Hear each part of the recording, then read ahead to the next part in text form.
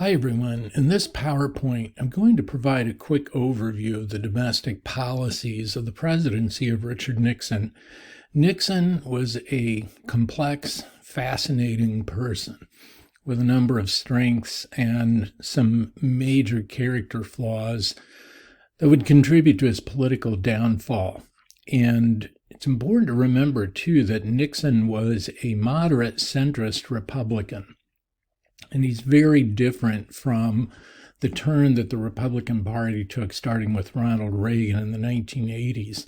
And so one of the things I want to highlight in this are some of the things that differentiate the Nixon presidency and Nixon himself and his political views from Republican presidents that followed him. So let's dig in. I talked about in class a little bit about Nixon's background, that he grew up in semi-rural Southern California. His family struggled financially. Nixon was extremely intelligent, always an overachiever, was skipped grades a few different times growing up, earned a scholarship to attend Whittier College, a small Quaker college near where Nixon's family lived. And Nixon's family would not have been able to afford to send him to college without that scholarship. He excelled there. Nixon was popular, well-liked, a private individual, though, and this is a trait he retained throughout his life, but involved in school activities ranging from sports to theater productions, and also always involved in student government. He earned a scholarship to attend law school at Duke University, where he earned his law degree, served in World War II, and had hoped to get away from Southern California to practice law for a prestigious Wall Street firm. That was his dream. But he found himself back in Southern California after the war, living in the LA area, was hired by a small law firm and doing the sorts of typical work that beginning lawyers do. And so he was very excited when local Republicans approached him to run for U.S. Congress in 1946. And this wasn't, it sounds a little bit unusual now, was not so much in that era. Both political parties were looking at veterans to run for office in the post-war period. And Nixon rapidly became a rising star in the Republican Party. They note here on the slide he won this first effort to be elected to U.S. Congress in 1946, jumped to the U.S. Senate successfully in 1950, and then was tapped by Dwight Eisenhower to be Eisenhower's vice presidential running mate. And Nixon served as a highly visible vice president under Eisenhower throughout the 1950s, very activist vice president.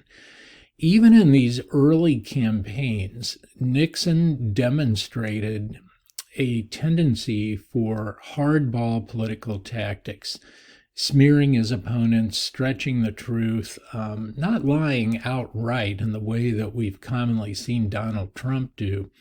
But definitely Nixon preferred attack mode as his preferred method of campaigning. So, having been this rising star in the Republican Party, vice president through the 1950s, Nixon was pretty well known as a national political figure when he ran against John Kennedy in 1960. Kennedy's political trajectory was very similar to Nixon's in that Kennedy had been elected to Congress the same year Nixon was, 1946, had later made the jump to U.S. Senate, but Kennedy was not as well known as Nixon, and there were American voters who had reservations about Kennedy's Catholicism. We had never elected a Catholic president to this point in American history. And as we talked about when we studied John Kennedy, this ended up being one of the closest presidential elections in American history, with Nixon narrowly losing, but well positioned to run for the Republican Party in 1964, and most political observers and leadership in the Republican Party expected Nixon would run again in 64. And in an unusual move, Nixon decided in the interim to run for governor of California and lost in 1962, which damaged his political standing within the party. Nixon was embittered by these back-to-back defeats for the rest of his life and came down early in the morning, lashing out at the press after his defeat the night before, governor of California, telling the media, "You won't have Richard Nixon to kick around anymore because I'm finished with politics." Nixon always believed the media treated him unfairly. This was a belief he retained through his entire political career as well. Nixon did go into practicing law, but by 1967 was encouraged to seek a comeback within the Republican Party, which he did, successfully fending off challenges from a number of other potential Republican presidential candidates, including Ronald Reagan, who had been governor of California. So it really is a remarkable political comeback, and Nixon ended up winning a narrow victory over the Democratic candidate Hubert Humphrey in the 1968 presidential election. One of the things that differentiated Nixon from subsequent Republican presidents was that Nixon had a very strong environmental record.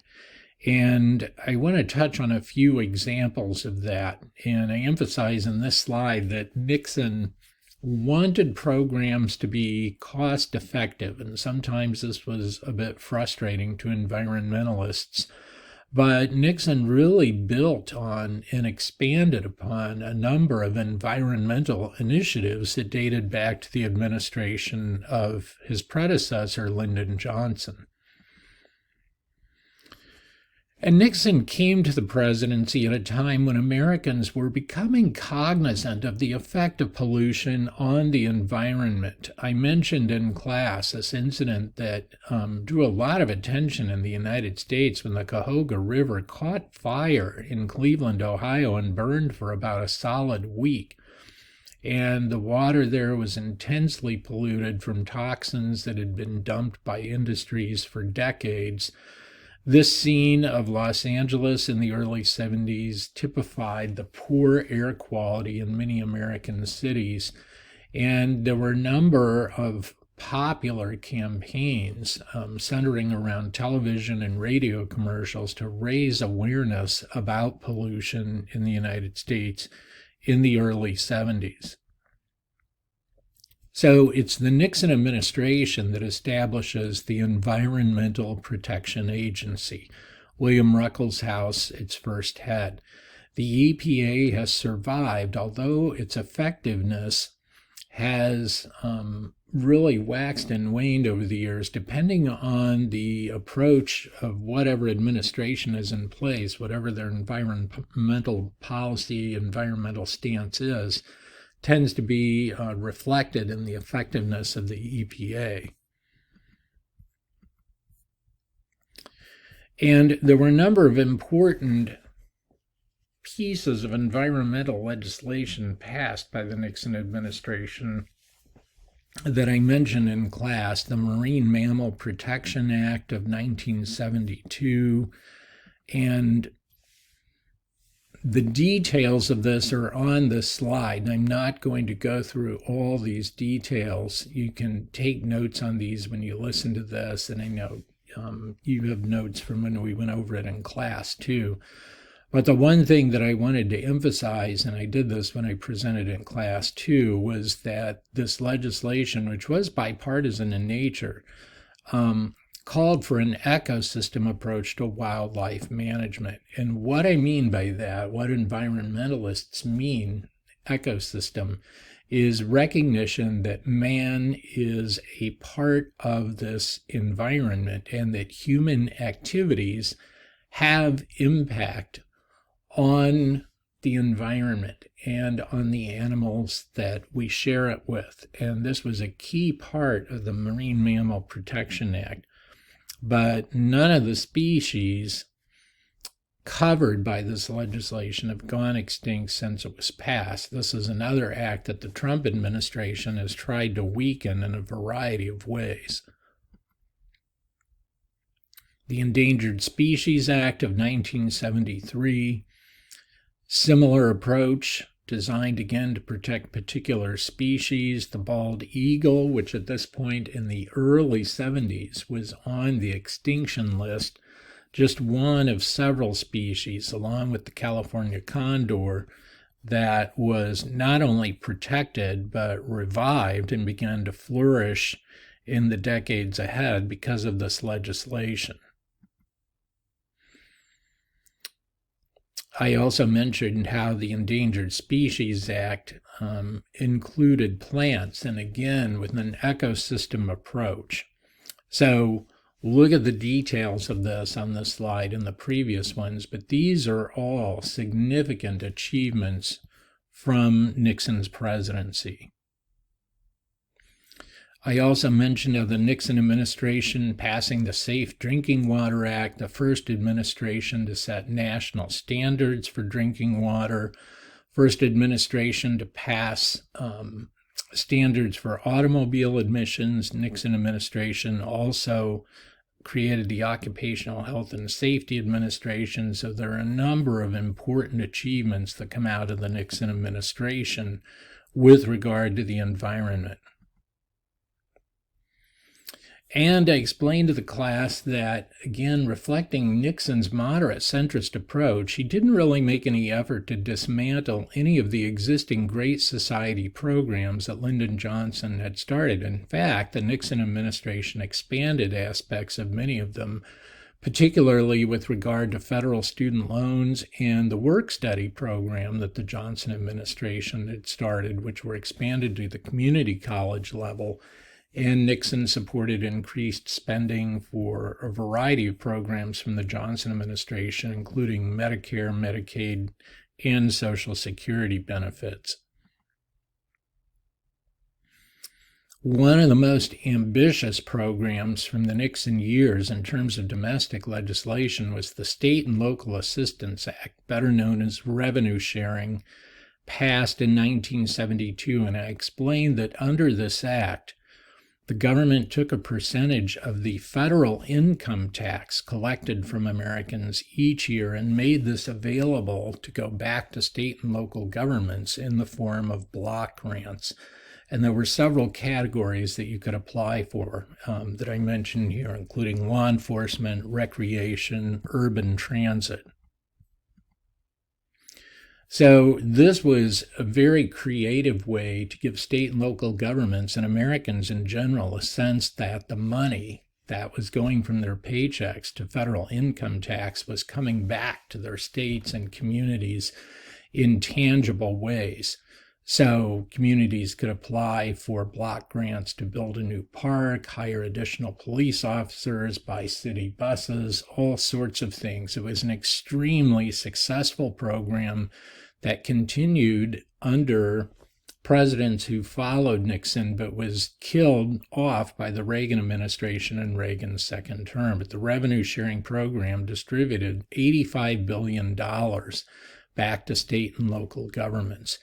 And as I mentioned, was important in the renovation of neighborhoods like Soulard here in St. Louis as just one example.